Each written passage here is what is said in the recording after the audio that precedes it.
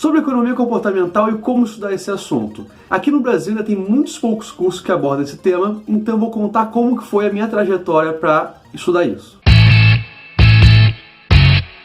Estou aqui para responder a pergunta do Gabriel Faria, que é a seguinte: existe alguma graduação, seja tecnológica ou bacharel, para neuroeconomia? Ou para economia comportamental, psicologia financeira, ou algo do tipo, psicologia econômica, tal? Respondendo o Gabriel e também uma cambada de gente que já me perguntou sobre isso, eu vou contar como que eu fiz para estudar. Existem muitos poucos cursos voltados para economia comportamental, para neuroeconomia. Neuroeconomia, inclusive, eu acho que não tem curso no Brasil. Tem de neurociência, você pode usar para neuroeconomia, mas o que eu falar aqui é mais voltado para a economia comportamental. E no caso da economia comportamental, existem alguns cursos de pós-graduação, MBA, mas eu não vou falar sobre eles porque, dado que eu não os conheço intimamente, eu não vou divulgar eles aqui. Então vamos lá, qual que foi a minha trajetória para aprender economia comportamental? Em primeiro lugar, é muita leitura. Muita leitura e leitura por fora. Se você está fazendo faculdade de alguma coisa, seja administração, economia, psicologia, você quer estudar economia comportamental, além do que eu estudo na faculdade, vai ter que estudar por fora, ler bastante livro, ler bastante artigo. Então vamos lá, quais são os livros que eu comecei a estudar? O primeiro livro, talvez o mais conhecido de todos, é esse daqui, Rápido e Devagar. É o livro do Daniel Kahneman, que foi um dos ganhadores do prêmio Nobel. Ele é um psicólogo.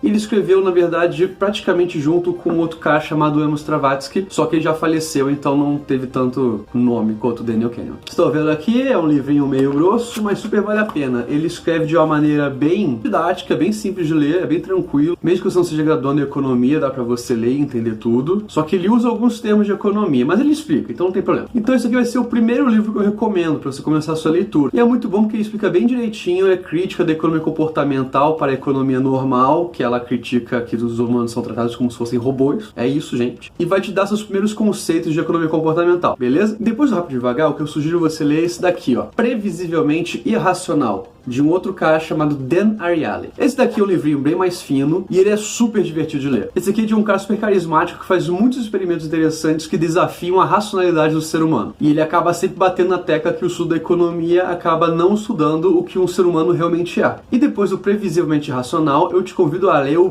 Positivamente Racional, que é a continuação do mesmo autor, e ele continua com vários experimentos super interessantes. Esses eu sempre indico porque ele é curto e ele traz muita criatividade para os estudos da economia comportamental. E agora, para completar esses livros todos, depois de você ler o Rápido e Devagar do Daniel Kahneman e os dois livros do Dan Ariely, eu te convido a ler esse daqui, ó, Nudge, do Thaler e do Sustein. Esse livro que também não é muito grande, ele é muito importante ser lido. Ele é o primeiro desses aí que eu falei que vai entrar mais no economês. E isso acontece porque, dos autores que eu citei, o primeiro que vai ser um economista que escreve é esse daqui, que é o Richard Thaler. Inclusive, esse conceito aqui do nudge, o título do livro, que eu já comentei em alguns vídeos, é o que deu o título do Nobel pro Richard Thaler. Aí esse livro aqui já é um pouco mais pesado, ele já começa a trazer, beleza, o que a economia comportamental vai ajudar na economia, na praticidade, o que pode melhorar, como deve melhorar. Então, que já é um livro bom para você finalizar esse ciclo de leitura de livro. Você lendo esses livros aqui, você vai ter uma boa base para você entender economia comportamental. Mas aí você cria a sua base, depois aí você tem que partir para cima, pegar artigos, discutir com pessoas, discutir com economistas, aí sim você começar a crescer nesse ramo. Aí agora entrando na neuroeconomia. A neuroeconomia fica muito mais difícil você estudar. É uma área muito nova, não só no Brasil como no mundo inteiro. Eu acabei lendo 2 livros, um deles não é necessariamente neuroeconomia, é mais neurociência voltada para comportamento humano, que é esse daqui. A Origem do Prazer. É um livro ok, ele não é muito grande e tal, mas não o considero um livro essencial. Um outro bem mais interessante é esse daqui, ó, A Molécula da Moralidade. Também não é muito grande. Isso que é do Paul Zek, que se intitula O Primeiro Neuroeconomista. E esse também realmente é legal, ele passa vários experimentos que ele usa para explicar o comportamento humano, voltado também um pouco para a economia. Mas para estudar realmente neuroeconomia, aí não tem como. Você vai ter que ler artigos acadêmicos e são em inglês. Quase nenhum você vai achar em português.